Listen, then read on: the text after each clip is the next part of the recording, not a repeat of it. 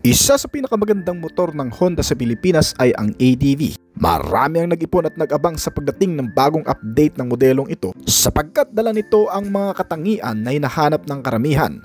Ang napakagandang style na kahit gayahin ng iba ay hindi matutularan kasama ang mga modernong kalidad, may malakas na performance at mapapakinabangan sa kahit saan. Pero paano kung si Honda ay may 5 mas magaganda pa palang mga motorsiklo kesa sa ADV ang inilabas na ngayon taon na dapat mong makilala.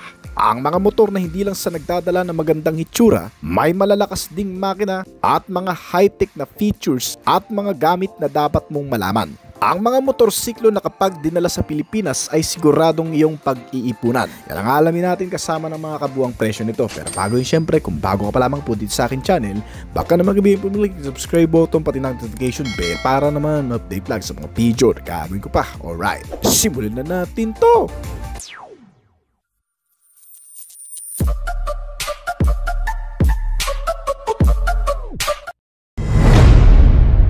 Honda Elite 125 2025 model. Marami na kagad ang mapapatanong sa bagong modelong ito na inilabas ni Honda. Dahil karamihan kasi sigurado sa atin ay kilala na ang disenyo ng bagong motor na ito.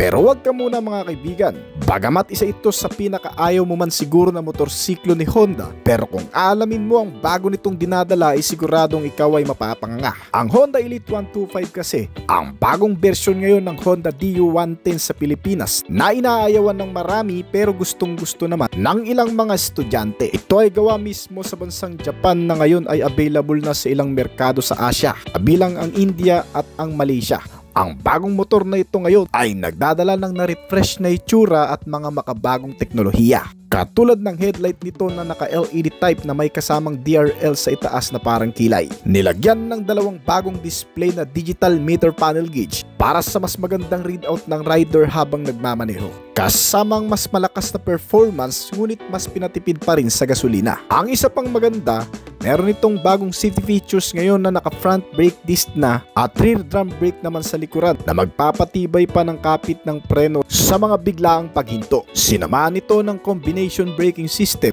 engine check warning at ng side stand kill switch para sa dagdag na kaligtasan at seguridad. Pinapagana itong bagong Elite 125 ng 125 cubic centimeter na displacement kasamang single cylinder 4-stroke, single overhead cam at naka-liquid cool type na cooling system na may kasama pang program fuel injected type na fuel supply. Ilagyan ito ng ESP Plus engine technology na nagpapatahimik ng engine at nagpapaganda ng fuel economy. Naipinares ngayon sa CVT type transmission na kayang gumawa ng 9 horsepower sa kada 6,250 RPM at 10 Nm ng torque sa kada 5,000 RPM. May bilis ito ngayon na nagagawa na umaabot ng 105 km/h. Ang 5.3 liter na fuel tank capacity nito ay malayo-layo pa rin naman ang mararating sa average fuel consumption rate na umaabot ng 50 km/liter. Ang suspension sa front na naka-telescopic fork ay ipinares sa isang single-sided shock absorber na may kasamang coil spring. Kasamang malapad na upuan na may front stepboard ay bibigyan ka rin nito ng komportabling biyahe sa araw-araw. May sukat ang mga gulong nito na 12 pulgada sa harap at 10 naman sa likuran. Na ngayon ay may taas ang upuan na 760 mm. Kayang sakyan kahit na mga kababaihan, mga batang driver o yung mga nagsisimula pa lamang. Na may ground clearance size naman na 130 mm. Tumitimbang itong motor ng 110 kg at nagkakahalaga sa estimated price na 80,000 hanggang sa 85,000 pesos. Ang Honda ADV 350 2025 model naging popular sa marami ang natatanging disenyo ng isang makapangyarihang dual sport bike ng Honda sa Pilipinas na 160cc. Ngunit iba pa rin ang dating ng motor na may mas mataas ang capacity. Kaya nitong Honda ADV na 350cc. Ang modelong ito ang isa sa pinapangarap ng mga Pilipinong rider na makarating sa Pilipinas dahil sa angking nitong makabagong katangian, malakas na makina at may kumpiyansa sa kahit saan mang terrain at malulubak. Ang bagong Honda ADV 350 2025 model ay mas pinabongga sa bago nitong update. Meron itong mga bagong features gaya ng connectivity, magandang functionality at mas maporma. Sinamahan ng mas mataas na windscreen protector kasamang pinaka-bulking fairings nito sa muka na dinadala ang pinakamagandang posturang mala urban jungle na sporty. Kasamang pinalakas na makina na magbibigay ng maaasahang biyahe, isang 350 cubic centimeter na displacement na may kasamang single cylinder 4-stroke 4 valves at isang ESP Plus engine technology na may kasama pang program fuel injected na dinagdagan ng CVT type transmission. Kaya ang resulta ay mas mabilis na output at mas malakas na torque. Kaya nitong tumakbo sa bilis ng 135 km per hour at umubos ng 1 litro ng gasolina sa loob ng 30 km. Bukod pa dyan, ang upside down front telescopic fork nito na may kasamang dual shock absorber at coil spring sa likuran ay nagbibigay sa motor ng magandang handling, maneuverability at stability. Nasinamahan pa ng makakapit na preno sa front and rear na naka-ventilated disc, dalawang off-road ready tires na may sukat na 15-inch sa front at 14-inch naman sa likuran. Pinapanatili nito ang makakapit na pag-andar sa loob ng terrain. Gamit din ang makabagong features na traction control system at siyang sumusuporta sa bawat pag-ikot ng mga gulong nito sa mga malulubak na kondisyon o di naman kaya sa mga pakurbadang kalsada. Sinamahan pa ito ng makakapit na preno na may kasama pang dual channel anti-lock braking system para sa mas maayos at mas control na pagmamaneho.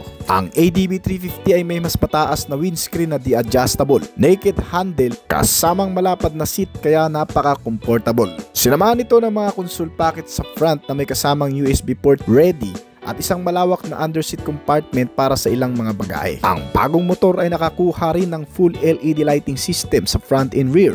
Kasama ang LCD type instrument meter panel gauge nito na may kasamang Bluetooth connectivity na kung saan pwede mong i-connect ang iyong gadget para magkaroon ka ng access sa ilang mga activity nitong motor gaya ng last parking position, GPS tracking at upang makita mo na rin ang mga call and message alert na nanggagaling sa iyong cellphone dito sa instrument meter panel. Built-in na rin sa motor na ito ang ilang makakatulong na features gaya ng hazard lamp system, pass switch na may blinker at may side stand kill switch. Naka-smart keyless entry na sinamahan pa ng anti-theft alarm system at answer back key system. Meron itong 11.7 liter na fuel tank, seating height na 795mm, ground clearance na 145mm at tumitimbang ng 186 kg. May bagong looks ang modelo na may kasamang mga bagong graphics at disenyo, pati na ang mga bagong color combination. Inilalabas pa lamang ito sa bansang Europa na may estimated price na 370,000 pesos. Honda Forza 125 2025 model. Wala talagang masasabi ang ibang mga brand kapag Honda Forza na ang pinag-usapan. Isang kilalang motor na isa rin sa pinaka-powerful na motorsiklo ni Honda ay pinagmamalaki mula sa pinakaunang bersyon nito. Magpahanggang ngayon, nananatili pa rin lamang sa pinakamahusay na kalidad na mga katangian at mga makabagong kagamitan. Ang Honda Forza ay may tatlong klaseng makina mula sa pinakamatanda na 750cc na sinundan ng 350cc at itong pinakabatang 125cc. Pabalking forma, isang maxi scooter na katangian, talang pinakamahusay at pinakamagandang klase ng mga kagamitan na inilagay sa bagong modelo. Meron itong bagong malinis na itsura na sinamahan ng LED line DRL, LED headlamp at LED taillight at mga turn signal lamp. Ang kakaibang instrument meter panel gauge nito ay mas nakakaingganyong gamitin dahil nakakaaliw ang mga animation at function sa mga notifikasyon at sign na lumalabas dito. TFT o LCD type display man kung ituring, ay napaka-moderno nito kung ikukumpara sa ilang mga kasabayan. Meron din daw itong bagong connectivity sa gadget na Bluetooth at parang road sync ng Honda PCX ngayon, na kung saan pwede mo ring i-connect ang cellphone mo para magkaroon ka ng access sa ilang mga notifikasyon at maintenance recommendation. Ang bagong road sync ay sinamahan ng mga music at audio visuality kasama ang navigation system para sa dagdag na access. Ang maporma pang bahagi sa motor ay naglalaki ang mga pairings nito na pinabalki ang buong body. Sinamahan pa ng mataas at di-adjustable na windscreen na nagpapaganda ng aerodynamic. Meron itong upside down telescopic fork front suspension, dalawang rear shock absorber na may kasamang dalawang coil spring. Hindi man halata, pero itong motor ay magagamit mo rin kahit sa mga off-road. Kasama ang mga tires na nakadisenyo na rin sa kahit saan mang kalsada at dalawang malapad na ventilated disc brake sa harap at likod na gulong na may kasamang dual channel anti-lock braking system. Nilagyan na rin itong motor ng traction control para mapanatili ang balancing pagmamaneuver kasama ang stability. Nilagyan din ito ng USB port charging system. May kasamang dalawang malalaking bulsa sa harap at isang malaking underseat compartment storage. Pinapagana ang Honda Forza na mapagkakatiwala ang 125 cubic centimeter na engine, naka-liquid cooled at nakakabit sa isang CVT type transmission na gumagawa ng 12 horsepower at 12 Nm ng torque. Nilagyan din itong motor ng ESP Plus engine technology na nagpapatipid din sa konsumo ng fuel. Bagamat bulky at mukhang mabigat itong modelo, ay kaya pa rin itong umubos ng 1 litro sa loob ng 50 km. May kabuuang top speed na nagagawa ito na umaabot ng 110 km/h. Meron itong 15-inch front tire size at 14-inch naman sa rear tire size. Sinamahan pa ito ng idling stop system, navigation system, hazard lamp, side stand kill switch, blinker at passing light switch na may dagdag na kaginhawaan sa pamamagitan ng pinalapad na upuan at dalawang side step board. Tumitimbang ito ng 164 kg at kayang magkarga ng hanggang sa 180 kg. May seating height itong Honda Forza na 780mm at may estimated price na 350,000 pesos hanggang sa 390,000 pesos. Honda XADV 2025 model. Itong Honda XADV, ang pinakamalaking variation ng ADV segment dual sports bike scooter ni Honda na may mas malakas na makina, expressway legal bike at talagang maporma. Available sa bansa ang pinaka-previous model nito pero nasundan ng pinakabagong update ngayong taon. Bagong kulay at combination kasamang mga bagong accessories ay nilagay sa bagong modelo ngayon ng Honda XADV 2025 model. Meron itong makina na pinapagana ng 745 cubic centimeter na displacement na sinamahan ng single cylinder, 8 valves, single overhead cam na may parallel twin. Ang program fuel injected type at e-starter ay may dagdag na tulong sa katipiran ng konsumo ng gasolina at may CO2 emission na 85 gram per kilometer.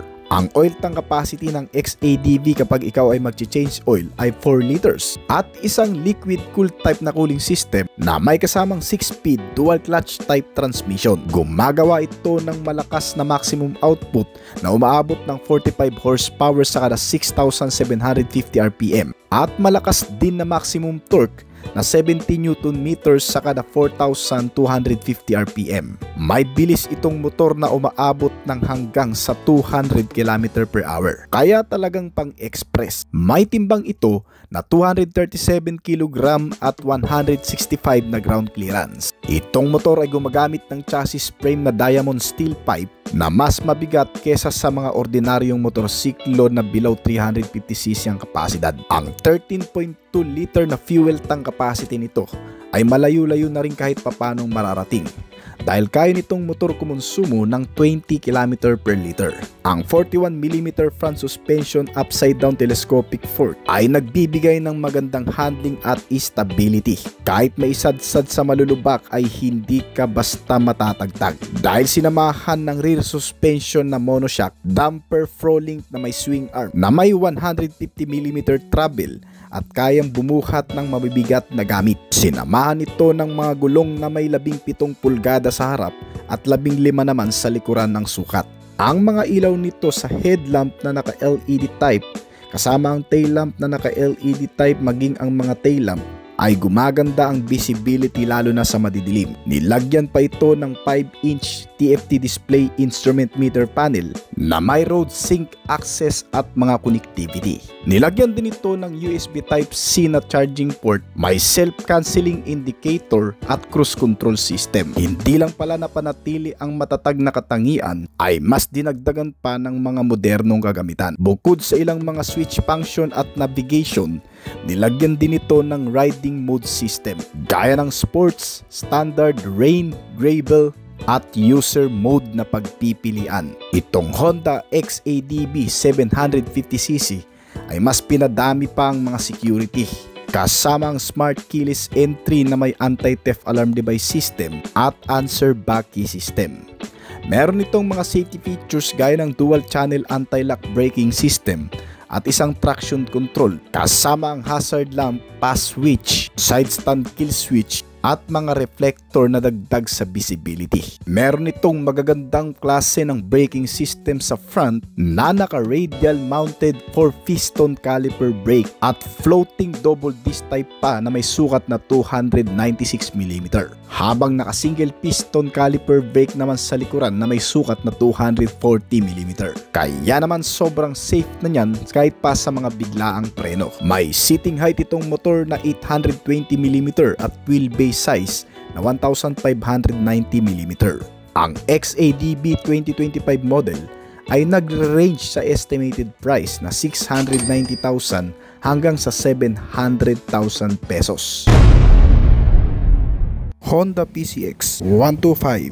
Isa sa pinakamabentang motor ng brand na Honda sa Pilipinas ay ang Honda PCX 160. Pero ngayong taon ay nagkaroon na ng panibagong update at makabagong features, mga connectivity, safety and security. Ngayon ang 2025 model na PCX na inilabas na sa bansang Indonesia. Pero bukod pa dyan, lingid sa kalaman ng marami, itong Honda PCX ay may panibagong pagpipilian pa pala na klase para sa mga rider na hindi naman issue ang bilis at arangkada ng motorsiklo na kontento na sa kung ano ang meron sa performance nito. Basta may magamit lang ng motorsiklo sa pang-araw-araw na wala nang hahanapin pa. Ang bagong Honda PCX 125 2025 model ang motor na bagay sa'yo. Ang nakababatang kapatid ni PCX 160 na lumabas lamang din ngayong taon. At actually, sa mga hindi nakakaalam, sa 125cc na PCX, ito ang pinakapopular ngayon na bersyon ng maxi scooter sa bansang Europa. Kumpara sa kasalukuyang 160cc displacement kasi mas marami daw itong advantage hindi lamang sa performance kundi maging sa ilang mga modernong aesthetics. Unang-una, meron itong mga preno sa harap at likod na naka-disc type na may kasamang dalawang piston caliper, single disc type na may sukat na 220mm sa front at single piston caliper na may 220mm size din sa likuran. Habang ang mga suspensions nito ay ginamitan ng 31mm telescopic fork sa front suspension na may 89mm travel at rear suspension na may twin shock with coil spring na may reserve tank at 95mm travel. Meron itong makapal na gulong at malagkit na may kabuang sukat na 14-inch at rear tire size na may 13-inch naman na parehong may 5-spoke cast aluminum wheels. Pagdating naman sa engine nito, ang makina nito ay pinapagana ng 125 cubic centimeter na displacement capacity with single cylinder, 4-stroke, single overhead cam at 4 valves. At may kasama pang ESP Plus engine technology na nagpapaganda palalo ng performance, ability, sounds, dragging at fuel economy nito. Nilagyan din ito ng liquid-cooled na cooling system, program fuel injected type na fuel supply system at may compression ratio na 11.5:1. May bore and stroke size ito na 53.5mm by 55.5mm at kayang makapag-generate ng maximum output na 12.5 horsepower at 8,750 RPM at 11.7 Nm ng torque naman sa kada 6,500 RPM. Sa pamamagitan ng CVT type na transmission ay nakakagawa ng sapat na bilis para pamahalaan ng pang-araw-araw na pagsakay. Sa average speed nito na umaabot ng 110 km/h. Kaya naman para sa mga rider na mas pinapahalagahan ang ganitong klaseng ability ng motor, hindi yung performance ay mas bagay ito sa iyo. Bukod pa dyan, ang fuel tank capacity nitong motor ay tiyak na malayo-layo na rin ang mararating. Kasi meron itong laman na 8.1 liters at kaya nitong kumonsumo ng 55 km/liter. Ang Honda PCX 125 2025 model, pagdating naman sa external na disenyo, sa bago nitong bersyon ay mas nagmukhang mas nakakaengganyo. Kasi bakit? Mas marami itong makantong anggulo, malabrusko pero na-retain pa rin ang dati nitong jet ski na disenyo. Katulad lamang ito ng itsura ng sa 160cc na inilabas ngayon sa bansang Indonesia. Isang touring maxi scooter na naghahatid ng makabagong specs and features. Hindi masyadong mahahalata sa una Pero nakakapagtaka lang kung bakit ginawang fully covered na ang handlebar nito. Well, much better na rin siguro para magbago nga ang kabuuang disenyo na parang katulad ng sa Yamaha NMAX at Bergman. Ngunit pagdating naman sa ilan pang mga features, hindi pa rin nawawala sa motor na ito ang maluwag na underseat compartment storage na ngayon ay mas pinaluwag pa. Meron itong sukat na 31 liters at meron itong mga bulsa sa harapan para sa additional storage. Sa harap at may kasama na rin itong USB Type-C na charging port system. Ang parehong mga ilaw sa harap at likod nito kasama ang mga turn signal light indicator ay mga naka-LED type na klase. May bagong disenyo rin ang headlight nito na may mas pinanipis na daytime running light kumpara sa dati. At makabagong disenyo din ng rear combination lamp system. Ang Honda PCX125 ay may mga additional pang features na bago lang din, gaya ng tinatawag na Road Sync phone connectivity na kung saan pwede mong i-connect ang phone mo dito sa application na kung saan nilagyan ng navigation system at pwede kang mag-play ng music. Napakalinaw ng visibility kasi naka-TFT display na rin ang instrument meter panel nito. Bagay lang din sa fully covered handlebar nito at mas nagmukhang maxi scooter ang disenyo. Ilan pa sa mga features ng Road Sync para mas malinaw lang din ay may mga menu ng navigation na may kasama pang additional na buton para sa function nito. Pwede mong mamonitor dito ang performance analytic, maintenance recommendation, kasama na ang message at call alert na nanggagaling sa cellphone mo. Once na nakakonect ka na sa app nito, ay magpa-pop up na rin ang anumang alert sa cellphone mo sa mismong TFT display na meter panel gauge nito. Ang Road Sync app na ito ay napaka-accessible pa na nagbibigay din ng mas maraming information sa rider na kung saan dito ay makikita mo rin ang real-time direction na may kasamang audio sound na mag-guide sa'yo sa mga direksyon na pupuntahan mo kung sakaling maiset mo na ito. Lalo pa itong magiging convenient kung may mga intercom ka na ginagamit na kung saan maririnig mo na lang ang mga sound kung saan itutukoy ang direksyon na mas ginawang komportable palalo sa mga naghahanap buhay. Lalo na sa mga angkas. Nilagyan na rin ito ng built-in hazard lamp system, naka-smart keyless entry na may kasamang answer back at anti-theft alarm system, at ng side stand kill switch. Para mas kumpleto ay sinamahan pa ng mga advanced na safety features itong bagong Honda PCX125 2025 model na magliligtas sa atin sa anumang alanganing sitwasyon, kabilang ang pagkakaroon nito ng dual channel anti-lock braking system. Nagpiprevent sa mahigpit na kapit ng brake during emergency braking at nagpiprevent din sa mga pagkaskid ng gulong sa oras na magpipreno sa mga madudulas na kondisyon. Nilagyan pa ito ng HSTC o Honda Selectable Torque Control na gumagamit ng sensor para mamonitor ang bilis ng ikot ng mga gulong sa harap at likod, na nag-a-adjust din ng engine power at nag-a-apply ng mga brake para maiwasan ang pagkaskid ng gulong, na kung saan yan din ang purpose nito. Itong Honda PCX125 ay ginamitan din ng chassis frame na tubular steel at underbone, isang matibay na metal na hindi ganun kabigat, na may nakadikit na matitibay na suspensions, brake tires at complete body fairings para sa mas compact na paggamit sa loob at labas ng syudad. Meron itong ground clearance size na 135mm at seating height na 763mm. Ang wheelbase size nitong motor ay nasa 1,315mm at tumitimbang itong Honda PCX125 ng 134kg.